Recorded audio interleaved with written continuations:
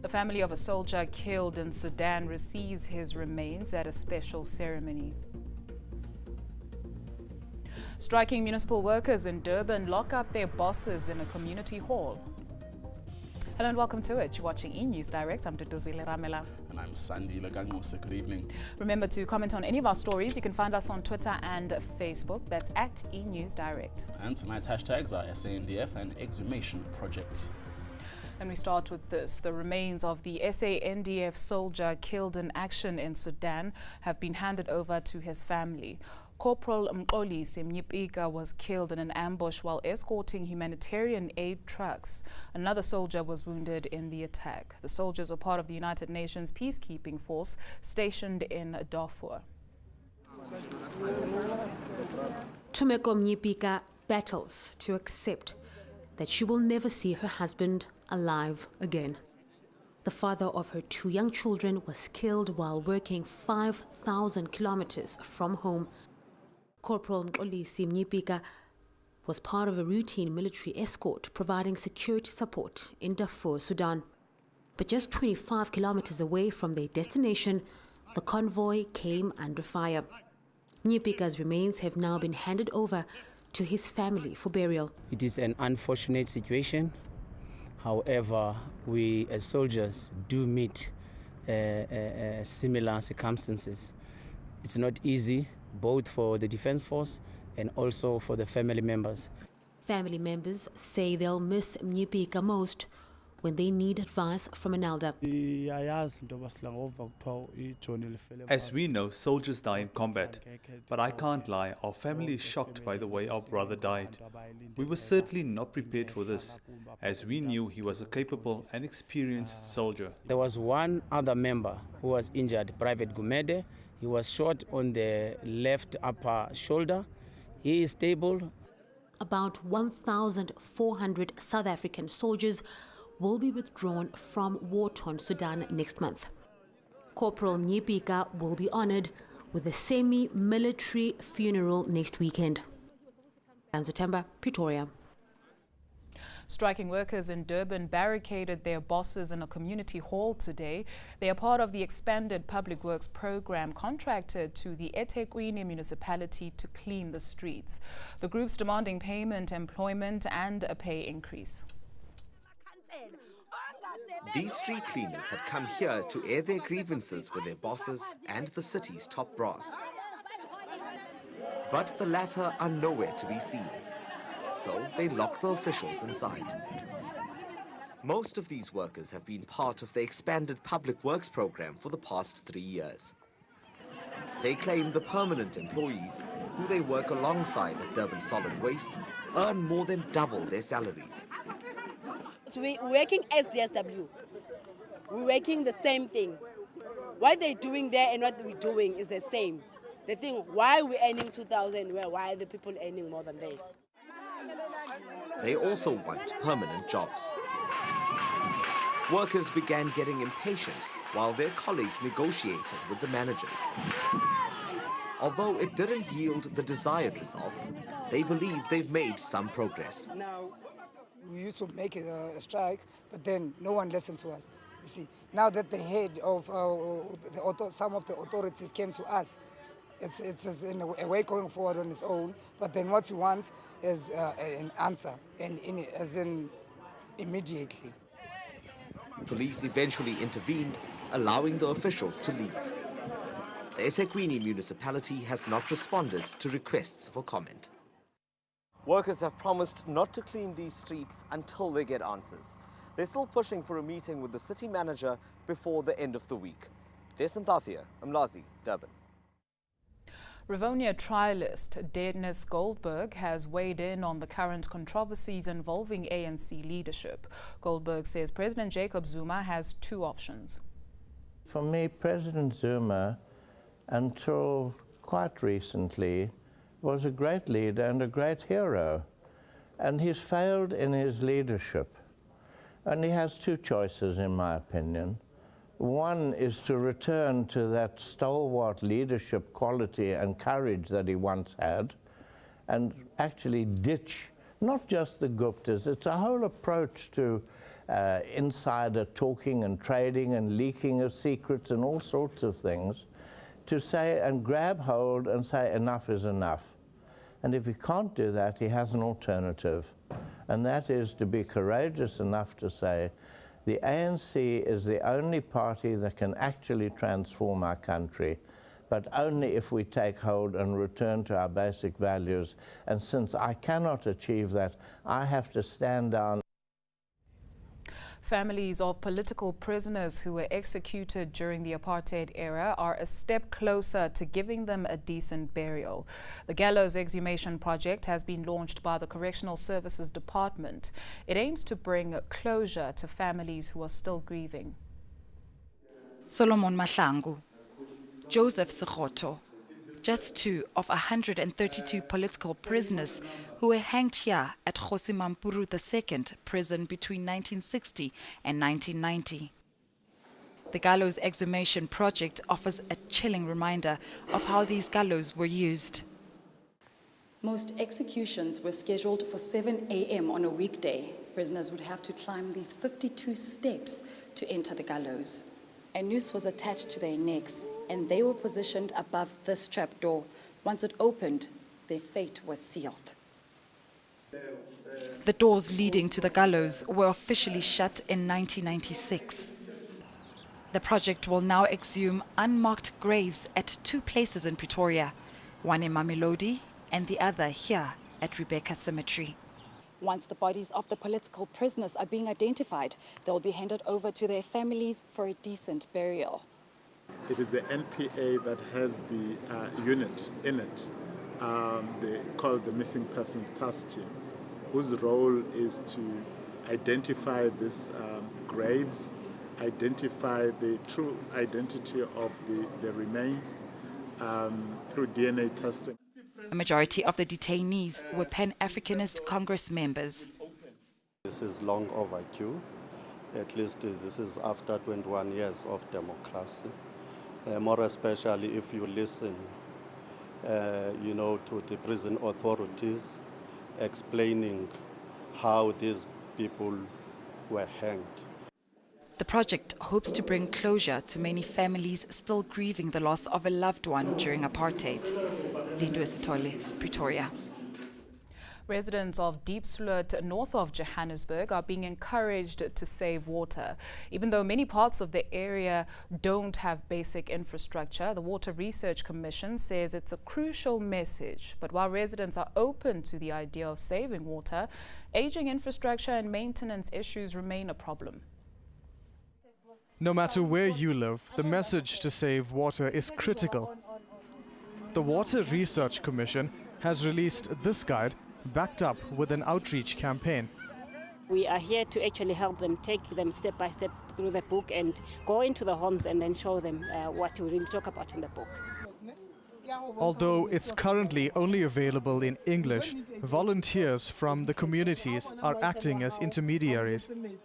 We give them the information on how to report the leakages and do the follow-ups. And one thing that we do, we also do follow-ups to make sure that Joburg Water comes and fix the leaking pipe.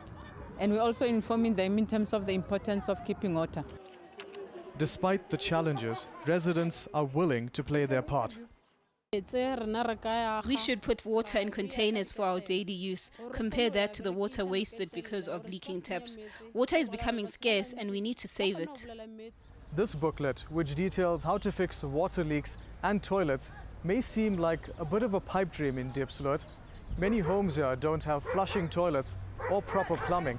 However, community workers say the message needs to reach everyone for behavior to change, whether that's taking a shorter shower or reporting water leaks like this one to authorities. Rajiv Kamal, Diepsloot in Johannesburg. Let's take a quick look at world news now. And 2 suicide bombers who carried out attacks in Brussels yesterday were reportedly brothers. An earlier CCTV image shows Khalid and Ibrahim al-Bakru with suspected Islamic State bomb maker Najim Lacroix, who is now Europe's most wanted fugitive. Twin explosions at the Zaventem airport and another at a metro station left at least 34 dead and more than 250 people injured. Mourners have gathered outside the Brussels Stock Exchange to pay tribute to the victims as the country observes 3 days of national mourning. Security has been stepped up with raids taking place across Belgium. And US presidential frontrunners Hillary Clinton and Donald Trump are staying on their winning streak, taking the state of Arizona. Polls show Trump's anti-immigration message won support with conservative Republican voters, while Clinton continued her success by courting minority Democrat voters. Let's go straight to the sports desk now, where Sandile is standing by. And what do you have for us after the break, Sandile? Speak of the devil, Duduzile is standing by to see what people are speaking about on social media. Thank you so much, Sandile. And it seems the case against DAMP and former prosecutor Glenys Breitenbach will continue despite the theft of the case docket. The Hawks say Breitenbach's docket was stolen from a parked police car in Sunnyside last week. She's accused of defeating the ends of justice, fraud and perjury. And of course, we're going to the big Easter weekend, and Easter is one of the busiest long weekends in South Africa and other parts of the world. Some people travel to various destinations for different reasons, while others use it as a time to relax.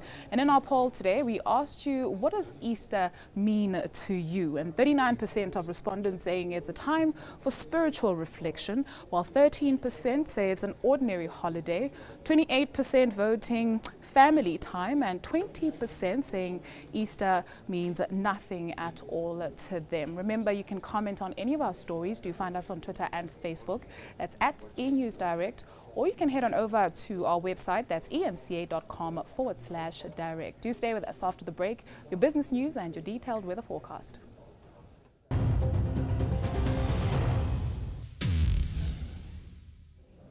Welcome back. Money matters now, and the cost of goods and services rose by its highest mark in almost 7 years. Consumer price inflation ticking up 7% due to higher food and fuel prices. The country's biggest drought in recorded history has hurt maize production, forcing food prices to climb by double digits at the start of the year. The price of petrol is also expected to increase in April, which will have a negative impact on CPI.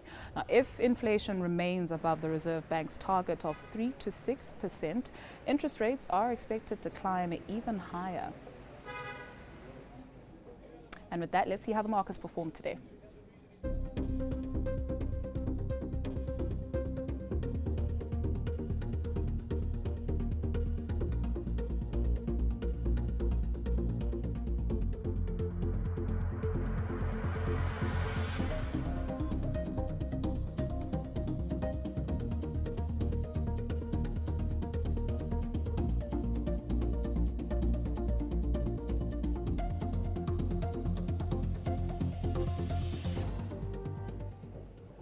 Let's check in with the Weather Center now. Here's Candice.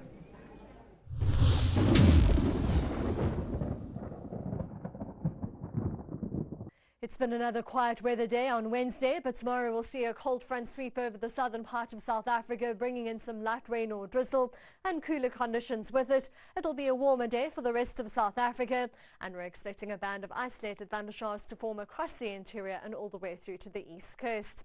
It'll be a warmer day for KwaZulu-Natal, especially over the northeastern parts, with a dry and hot day in the forecast. Isolated thundershowers are expected for the rest of KZN, as well as over the northern and eastern part of the Eastern Cape.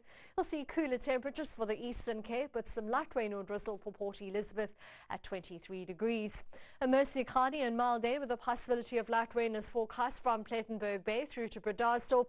Partly cloudy and warm for Cape Town at 26, and a sunny and hot day for Vredendal at 32.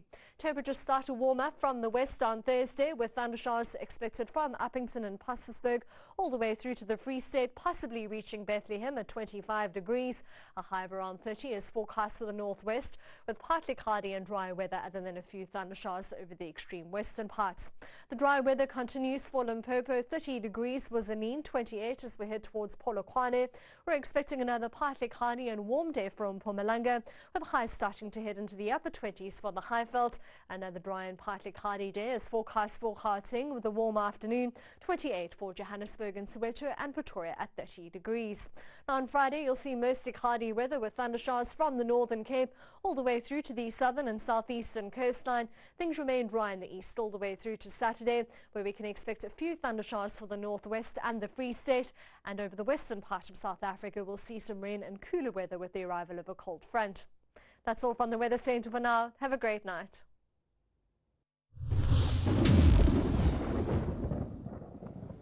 Thank you, Candice. After the break, we tell you how comedian Deep Fried Man got his inspiration for a new music video from the Gupta saga.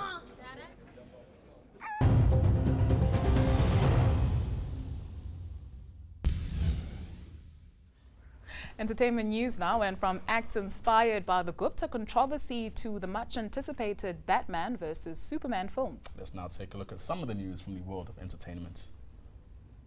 President Jacob Zuma's allegedly corrupt relationship with the controversial Gupta family has prompted widespread outcries from South Africans. But one comedian is using the saga as inspiration for a new music video. Call me on my cell phone. We'd go out for an Indian meal. Now I know when those Guptas ring, they're gonna ask me for something. Daniel Friedman, aka Deep Fried Man, dubs this parody Gupta Bling. In the US, the Hulk Hogan judgment has come as a stern warning to online gossip and news sites to respect celebrities' privacy. A Florida court has awarded Hogan damages of more than 380 million rand after Gawker published clips of the former wrestler in a sex tape. The news outlet has also been fined 1.8 billion for violating Hogan's privacy. And the premiere of the much anticipated Batman vs Superman film has taken place in London without the glitz and glamour. Organisers skipped the traditional red carpet interviews in honour of the victims of the Brussels terror attack. The superhero movie, which stars Ben Affleck as Batman and Henry Cavill as Superman, hits South African cinemas this weekend.